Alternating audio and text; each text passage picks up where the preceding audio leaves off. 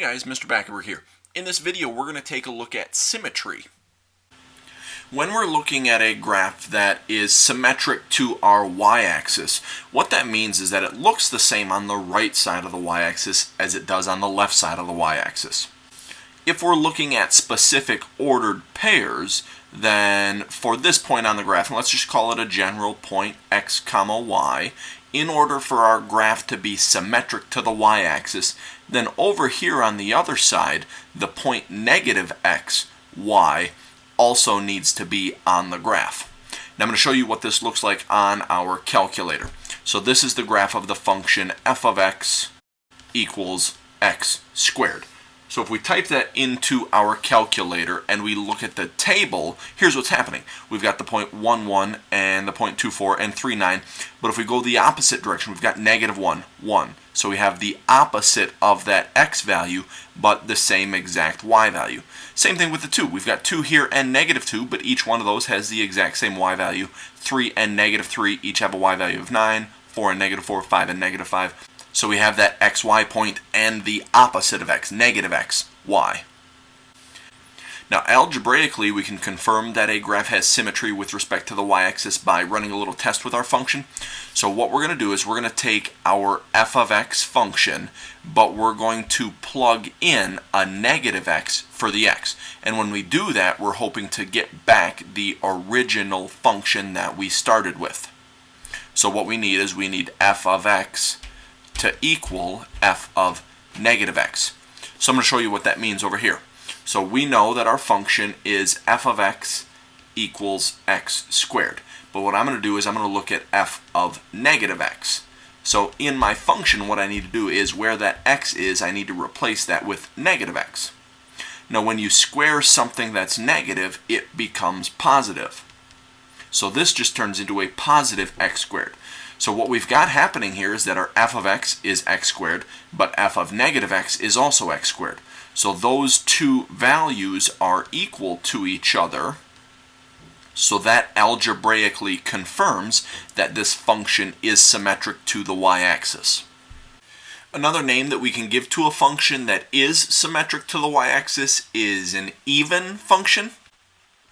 And that has to do with the exponents that you're seeing within the function itself. So in an even function, when you see x being raised to some nth power, all of those powers need to be even numbers. That's one thing that we can look for to check for y-axis symmetry, or to check if a function is even, is having even powered exponents.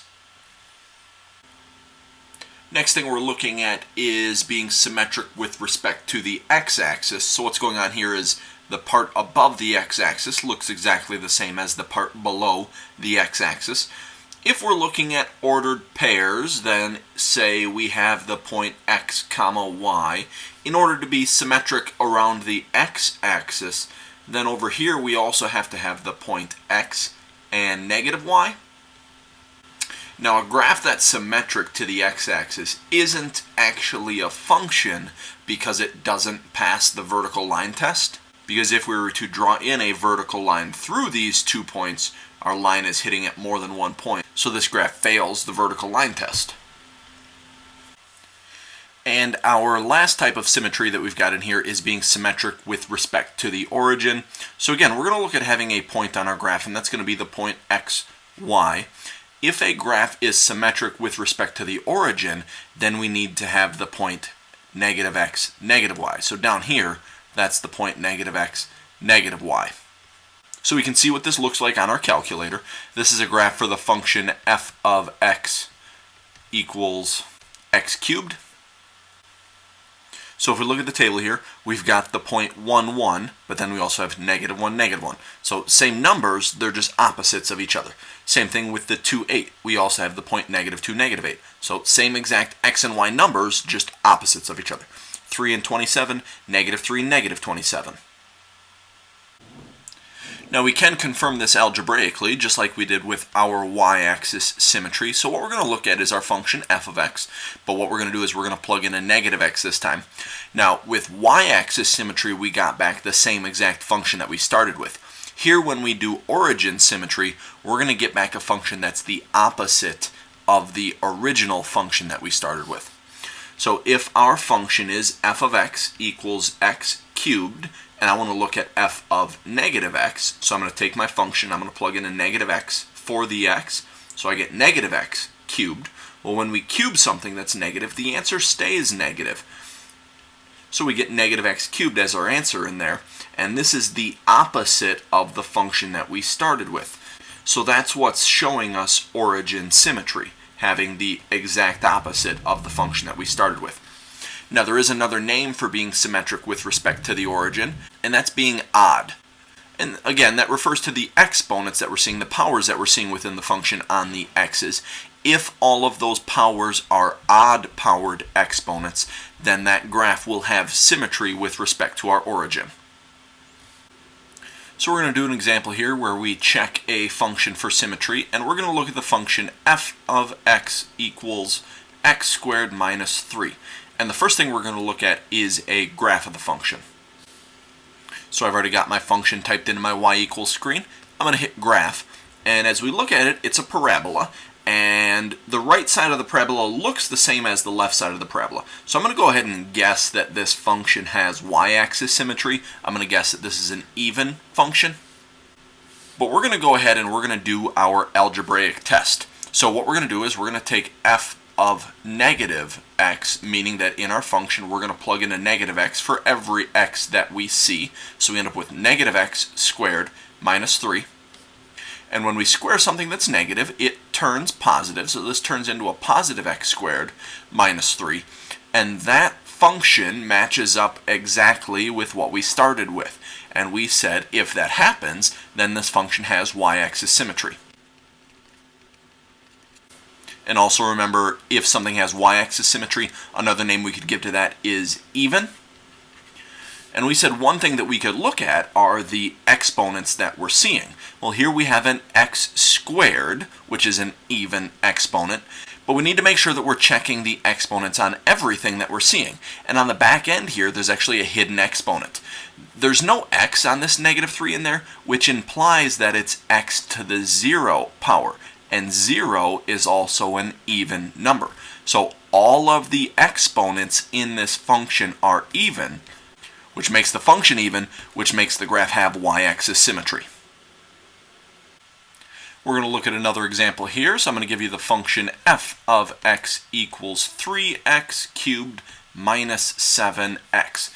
And we're going to do this one without looking at the graph. We're just going to run our algebraic test. So we're going to look at f of negative x. So that means in our function, everywhere we have an x, we need to switch it to a negative x. So we're going to get 3 times negative x cubed minus 7 times negative x.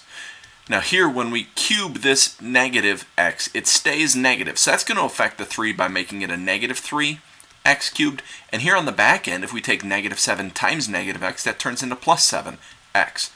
And what we should see happening is that this new function is the complete opposite of what we started with. The 3x cubed was positive, but it switched negative. And the negative 7x turned into a positive 7x. So this function is going to have origin symmetry. And another name we gave to functions that had origin symmetry was odd. And if we look at the exponents that we're seeing, we have an x cubed. And if we look at this exponent on the end, there's not a power written on the x, which implies that it's x to the first power. We have all odd powers, which makes our function odd, which means that we have origin symmetry.